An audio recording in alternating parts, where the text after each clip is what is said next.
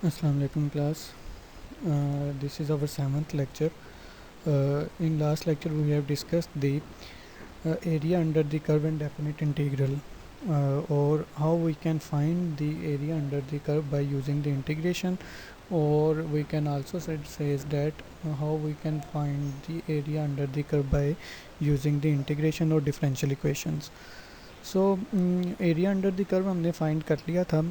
इस लेक्चर में हम देखते हैं कि जो एरिया अंडर द कर्व हमने फाइंड किया है थ्रू डेफिनेट इंटीग्रल, उस डेफिनेट इंटीग्रल की प्रॉपर्टीज़ क्या हैं। इसकी टोटल 5 प्रॉपर्टीज़ हैं जिसको हम डिटेल में इस लेक्चर में देखेंगे और साथ साथ उसकी हम एग्जांपल्स के साथ उसको वेरीफाई भी करते जाएंगे। So let's start our lecture. Properties of definite integral. First property है reversing the order of the limits changes the sign of the definite integral। कोई भी आपको जो लिमिट दी हुई हैं आपके इंडिपेंडेंट वेरिएबल की, अगर उन लिमिट्स को आपस में रिवर्स कर दें, यानी ए को बी बना दें और बी को ए बना दें, तो जो डेफिनेट इंटीग्रल आया था रिवर्स करने से पहले, उस डेफिनेट इंटीग्रल का सिर्फ साइन चेंज होगा, मैग्नीट्यूड वही रहेगा। और इसको मैथमेटिकली या फंक्शनली कैसे लिखेंगे, integration of f of x into d x and its limit is a to b. So अगर इसको हम रिवर्स कर दें, ऊपर वाली लिमिट को नीचे कर दें, नीचे वाली लिमिट को ऊपर कर दें, लिमिट्स को रिवर्स कर दिया जाए, तो आंसर का मैग्नीट्यूड इसका वही रहेगा, सिर्फ साइन उसका जो है वो रिवर्स हो जाएगा। अगर रिवर्स करने से पहले जो है वो नेगेटिव में डेफिनेट इंटीग्रल आया था तो अब पॉजिटिव हो जाएगा, अगर पॉजिटिव आया था तो नेगेटिव हो जाएगा, मैग्नीट्यूड उतना ही रहेगा। जैसे कि एक एग्जांपल हमें दी हुई है, that is integration of 10x into d x, और इसकी लिमिट है x की 1 to 4। तो इसको अगर हम इंटीग्रेट करें तो आपका 5x² आ जाएगा, और 5x² आपके पास इंडेफिनिट इंटीग्रल है। इस इंडेफिनिट इंटीग्रल में अगर हम अपनी लिमिट्स पुट करते हैं तो लिमिट्स पुट करने से आपका जो आंसर आता है वो 75 आता है। और अगर इसकी लिमिट्स आप रिवर्स कर देते हैं तो यहाँ पे हमने इसकी लिमिट्स रिवर्स की हैं सॉरी, अपर लिमिट को लोअर लिमिट बना दिया है और लोअर लिमिट को अपर लिमिट बना दिया है, और 10x इंटू डी एक्स, दोबारा 10x के अगर आप इंटीग्रेशन करते हैं तो 5x² आ जाता है, और अब अपर लिमिट आपके पास 1 है। तो इसमें अगर आप अपर लिमिट पुट करते हैं माइनस सेम इंडेफिनेट इंटीग्रल में लोअर लिमिट पुट करते हैं और इसका आंसर जब आप लेते हैं तो -75 आता है। तो इसकी प्रॉपर्टी ये है कि आपने जब लिमिट्स रिवर्स की तो 75 उधर भी था, 75 इधर भी है, पहले पॉजिटिव था अब नेगेटिव हो गया, अगर पहले नेगेटिव होता तो अब पॉजिटिव हो जाता।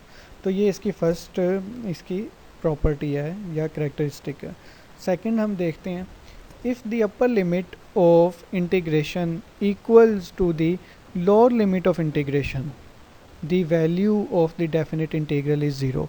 अगर अपर लिमिट और लोअर लिमिट दोनों इक्वल हैं, अपर लिमिट और लोअर लिमिट दोनों इक्वल हैं, तो जो डेफिनेट इंटीग्रल का आंसर आएगा वो ज़ीरो आएगा। रीज़न अब देखें, ये आप फाइंड कैसे करते हैं डेफिनेट इंटीग्रल। आपके पास जो इनडेफिनेट इंटीग्रल आता है उसमें अपर लिमिट पुट करते हैं और आंसर ले लेते हैं, माइनस लोअर लिमिट पुट करते हैं और आंसर ले लेते हैं। जब अपर लिमिट आपने पुट की और आंसर लिया और लोअर लिमिट दोबारा वही पुट की जो पहले पुट किया थी, तो दोनों इक्वल हो गए, तो दोनों को आप माइनस करेंगे तो आंसर ज़ीरो आ जाएगा। तो फंक्शनली इसको कैसे लिखेंगे, integration of f of x into d x and upper limit is also A and lower limit is also a, यानी कोई भी एक कांस्टेंट नंबर हो सकता है, दोनों नंबर आपस में बराबर होंगे, तो f of a minus f of a is equal to zero. इसकी एग्जांपल है आपके पास, वही आपके पास integration of 10x into d x है। तो अपर लिमिट भी इसकी 4 है और लोअर लिमिट भी इसकी 4 है। तो आप जब इसकी इंटीग्रेशन करेंगे तो 5x² आपके पास इंटीग्रल आ जाएगा, that is indefinite integral. 5x² में अपर लिमिट पुट करें डेट इज़ 4, और इसी में लोअर लिमिट पुट करें डेट इज़ 4, तो जब इसको सॉल्व करेंगे तो आंसर ज़ीरो आ जाएगा। या आप खुद भी अपनी तरफ से कोई भी हाइपोथेटिकल एग्जांपल ले सकते हैं, एक इंटीग्रेशन का क्वेश्चन बनाएं, उसके लिमिट सेम रखें और उसको सॉल्व करके देखें, उसका आंसर ज़ीरो आना चाहिए। So third property is the definite integral can be expressed as the sum of component sub integrals. इसका मतलब ये है कि आपके पास अगर कोई भी इनडेफिनेट इंटीग्रल है और उस इनडेफिनेट इंटीग्रल की आपको लिमिट दी गई है, तो उस लिमिट को आप सब इंटीग्रल्स के अंदर डिवाइड कर सकते हैं। जैसे कि अगर आपको कहा गया है कि एक फंक्शन को इंटीग्रेट करें और इंटीग्रेट करने के बाद उसकी लिमिट है 1 to 5, 1 से लेके 5 तक, तो आप इसके कंपोनेंट बना सकते हैं। आप 1 से लेके 3 तक भी कर सकते हैं और 3 से फिर 5 तक भी, इन दोनों को सम कर लें, आंसर वही आएगा जो 1 से लेके 5 तक का आएगा। इसको मैथमेटिकली कैसे लिख सकते हैं? Integration of f of x into d x and its limit is A to C। सो इसको आप कंपोनेंट्स में डिवाइड कर सकते हैं, सब कंपोनेंट्स बना सकते हैं इसके, कि एफ ऑफ एक्स को आप इंटीग्रेट करें और उसके लिमिट रखते हैं A to B, और फिर एक दोबारा एफ ऑफ एक्स को इंटीग्रेट करें और इसकी लिमिट रखें B to C। यानी अगर हम ए को सपोज करते हैं कि ये 3 है और सी को सपोज करते हैं ये 5 है, तो हम एफ ऑफ एक्स को पहले इंटीग्रेट करके लिमिट अप्लाई करेंगे 3 to 4 और फिर करेंगे 4 to 5। इन दोनों को लहदा करके आप सम करें, आंसर वही आएगा जो आप 3 to 5 का आंसर ले रहे थे। एग्जाम्पल आपके पास है इसकी, integration of 3x² into d x, और इसकी लिमिट आपके पास है 0 to 10। अगर आप इसको इंटीग्रेट करते हैं तो आपके पास इनडेफिनिट इंटीग्रल आ जाता है x³ और x³ पे अगर आप अपर लिमिट 10 और लोअर लिमिट 0 पुट करके आंसर लेते हैं तो 1000 आता है। डेट इज़ x की जगह आप 10 पुट करें माइनस x की जगह आप 0 पुट करें तो 1000 आपके पास आंसर आ जाएगा।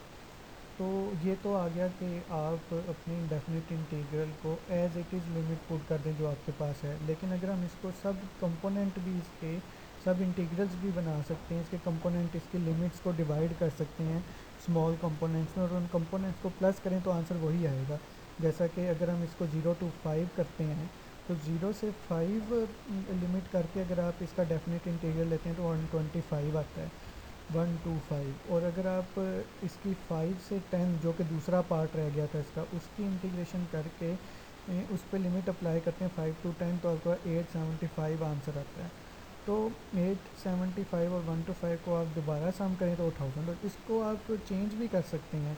इसको आप 0 से 1 कर सकते थे और जो फिर सेकंड पार्ट हो जाता वो आपका 1 to 10 हो जाता है। 3 में भी कर सकते थे, आप इसको 0 से 4 कर दें, फिर +4 से 8 कर दें, फिर +8 से 10 कर दें, 3 पार्ट्स हो जाएंगे। उन तीनों सब इंटीग्रल्स को जो अब आप ऐड करेंगे तो आपके पास टोटल फाइनल एक डेफिनेट इंटीग्रल बन जाएगा। तो प्रॉपर्टी इसकी ये है कि आप इसकी लिमिट को सब कंपोनेंट्स में डिवाइड करके ऐड करें तो आपके पास वही फाइनल इंटीग्रल बन सकता है। सो फोर्थ इसकी प्रॉपर्टी है हमारे पास, the definite integral of a constant times a function is equals to the constant times the definite integral of the function. The definite integral of the constant times a function is equals to the constant times the definite integral of the function। देखते हैं इसको mathematically, इसको function form में लिखेंगे, integration of के F of x, के एक constant number है, इंटू डी एक्स और इसकी लिमिट है A to B। तो हम इसको इस तरह कर सकते हैं कि हम इसके के को कांस्टेंट को बाहर निकाल दें और हम बाद में इसका डेफिनेट इंटीग्रल फाइंड कर दें, उस डेफिनेट इंटीग्रल को उस कांस्टेंट के साथ मल्टीप्लाई करें तो आंसर वही आएगा। जैसे हमने 3x को किया, 3x को करने के बाद आपके पास 0 से 10 उसके लिमिट पुट करने के बाद आपके पास 1000 आंसर आया था, 1000। तो एक तो 1000 आपके पास आ गया जब आपने उसको और 3 कांस्टेंट टाइम्स फंक्शन किया है इंटीग्रेट। अगर आप इसको यूँ करें कि कांस्टेंट को बाहर निकाल दें, पीछे बचा आपके पास फंक्शन, और ख़ाली फंक्शन की इंटीग्रेशन करें और उस पर लिमिट अप्लाई करें और डेफिनेट इंटीग्रल लें और उस डेफिनेट इंटीग्रल को उस कांस्टेंट के साथ मल्टीप्लाई कर दें तो वही आंसर आएगा जो आपका पहले 1000 आंसर आया था। जैसा कि 3x² और 0 to 10 लिमिट पुट करके 1000 आंसर आया, और जब आपने 3 को बाहर निकाल दिया तो x² आ गया। आप x² की इंटीग्रेशन करें और उसको लिमिट अप्लाई करें 0 to 10, और जो डेफिनेट इंटीग्रल आएगा उसको 3 से मल्टीप्लाई कर दें, तो आपके पास दोनों आंसर इक्वल आएंगे। तो इसकी लास्ट जो है वो प्रॉपर्टी है हमारे पास, the sum or difference of two definite integrals with identical limits of integration is equal to the definite integral of the sum or difference of to function.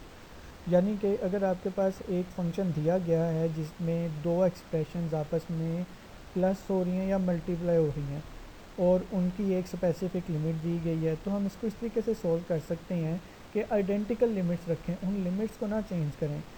Plus और minus जो आपके पास expressions हो रही थी, उन expressions पे अलग-अलग वो इंटीग्रेशन करें उनकी, और उन पे सेम आप लिमिट अप्लाई करें और डेफिनेट इंटीग्रल निकाल लें, और एंड पे उन डेफिनेट इंटीग्रल को सम करें, तो आपका वही आंसर आएगा जो पहले आपके पास आंसर आया हुआ था। Right, integration of f of x plus minus g of x into dx and its limit is a to b. So we can alternatively solve it as integration of f of x into dx and its limit is the identical or the same, that is a and a to b, plus minus integration of g of x into dx and again its limit is same, that is a to b. तो by parts हम इसको जो है by parts, या इसको हम plus हो या माइनस हो तो अलग-अलग इसको हम सॉल्व करके सेम आइडेंटिकल लिमिट्स के साथ दोबारा ऐड करेंगे डेफिनेट इंटीग्रल को, तो हमारे पास सेम आंसर आएगा। जैसे कि एग्जांपल दी हुई है, integration of 3x² plus 5x into dx। तो इसका आप integration of 3x² plus 5x इसकी इंटीग्रेशन करें, इसकी इंटीग्रेशन करके इसमें आप लिमिट्स पुट कर लें। मैंने इसको मज़ीद सॉल्व नहीं किया, ये आप खुद ही कर लीजिएगा, मैं आपको तरीका बता रहा हूँ। तो आप इसको इंटीग्रेट करके इसकी आप लिमिट पुट करें इसमें, डेट इज़ 1 to 5, और एक आंसर ले लें। अब आप यूँ करें कि इंटीग्रेशन करें अलहदा 3x² इंटू dx की, और उसके ऊपर आप लिमिट अप्लाई करें सेम वाली 1 to 5, और उसका डेफिनेट इंटीग्रल निकाल लें, और 5x की अलहदा इंटीग्रेशन करें, और इंटीग्रेशन करके उस पर वही सेम 1 to 5 की लिमिट पुट करें और इसका डेफिनेट इंटीग्रल निकाल लें, और इन दोनों डेफिनेट इंटीग्रल को अगर आप सम करेंगे तो वो वही डेफिनेट इंटीग्रल आएगा जो आपने इकट्ठे जब किया था उसको सॉल्व को जो आया था। तो ये आपने खुद ही सॉल्व करना है। सो एक्सरसाइज अब हमारे पास इसकी एक, prove all the properties of definite integral with the suitable examples of your own. So ये जो आपकी एक्सरसाइज है ये मैं आपको एज असाइनमेंट दे रहा हूँ, ये मैं आपके गूगल क्लासरूम पे भी अपलोड कर दूँगा। तो आप लोगों ने जितनी भी प्रॉपर्टीज़ हमने 5 दी हैं, इन तमाम प्रॉपर्टीज़ को कम से कम 2 से 3 एग्जांपल्स के साथ आपने प्रूव करना है कि ये आपकी एप्लीकेबल हैं प्रॉपर्टीज़। तो ये आपने एक्सरसाइज सॉल्व करनी है और एज एन असाइनमेंट भी है आपकी, तो आप इसको अपलोड कर सकते हैं अपनी गूगल क्लासरूम पे, मैं वहाँ पे अपलोड कर दूँगा, तो आप उसके आंसर्स में जाके इसको आप असाइनमेंट को आंसर कर सकते हैं। तो आपके सेशनल नंबर में वेट होगा इसका, वो वेट कितना होगा 5 और 10 ये हम बाद में डिसाइड कर लेंगे, लेकिन ये आपके सेशनल मार्क्स का हिस्सा है। सो नेक्स्ट लेक्चर में हम एक और चीज़ रह गई हमारी, area between the two curves. ये एरिया अंडर द कर्व था, बिटवीन द टू कर्व्स अब हम करेंगे कि अगर दो फंक्शन दिए गए हों, उन दो फंक्शंस के दरमियान का एरिया कैसे निकाला जा सकता है डेफिनेट इंटीग्रल के थ्रू। तो वो करके फिर हम इकोनॉमिक एप्लीकेशन की तरफ जाएंगे। हम डायनामिक प्राइस मॉडल जो है उसमें हम कंज्यूमर सरप्लस कैसे निकलते हैं, प्रोड्यूसर सरप्लस कैसे निकलते हैं, प्राइसेस कैसे फाइंड होती हैं, कंज्यूमर सरप्लस का डेफिनेट इंटीग्रल के साथ क्या ताल्लुक है, प्रोड्यूसर सरप्लस का डेफिनेट इंटीग्रल के साथ क्या ताल्लुक है, ये चीज़ें हम नेक्स्ट लेक्चर में इंशाल्लाह करेंगे।